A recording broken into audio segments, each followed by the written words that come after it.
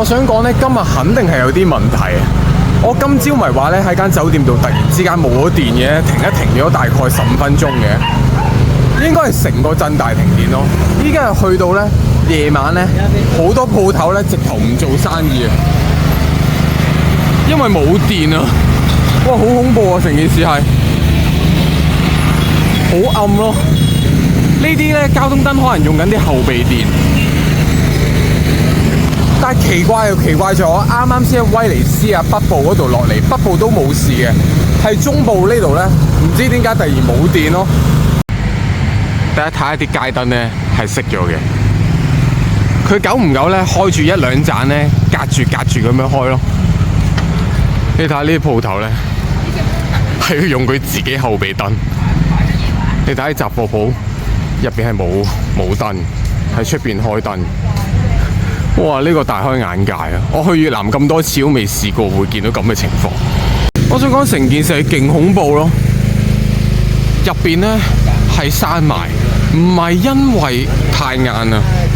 依家只不過係10點咋，10點鐘已經係空到咁樣，跟住呢一邊呢又係閂晒。哇！冇電冇到咁嘅，連我想 encore 嗰間 Coco 甩咧，佢都已經閂咗門。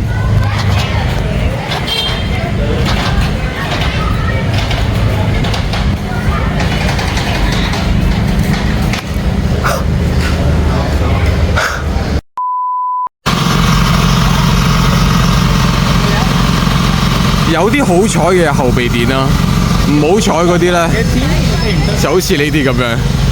佢係冇燈嘅，佢哋都要收嘢，即係冇辦法做唔到生意，太黑佢哋都。頭先我問咗啲店員咧，佢叫我望上面咯，佢哋都答唔到我，可能溝通唔到啦。你睇下呢條巷恐怖到咩事啊？10點鐘夜市搞成咁樣，呢個真係初體驗喎，話俾你聽。我想講佢冇街燈個情況都幾嚴重嚇，香港都成日會冇街燈嘅，咁但係呢個真係持續咗好一段時間。你睇下人哋啲鋪頭咧，全部都係靠佢啲後備電源 LED 燈，呢啲咧直頭閂埋。即係如果唔係啲車本身有燈嘅話咧，成條街係黑掹掹嘅，可以話俾你聽。A few moments later， 去到10點15分，啲燈終於開返。笑死人啊！唔知係咪因為今晚咧大停電嘅關係咧，佢好多鋪頭咧原本係收可能凌晨啊，佢都提咗閂閘。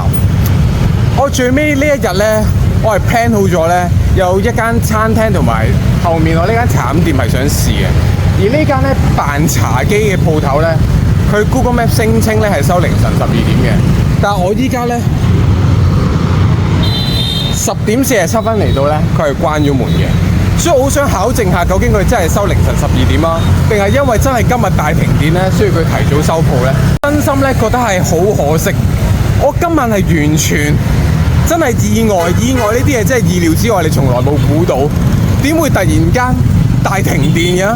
雖然今朝已經有個預兆，但係我冇諗過佢會持續咁耐，我以為係停一停嘅啫。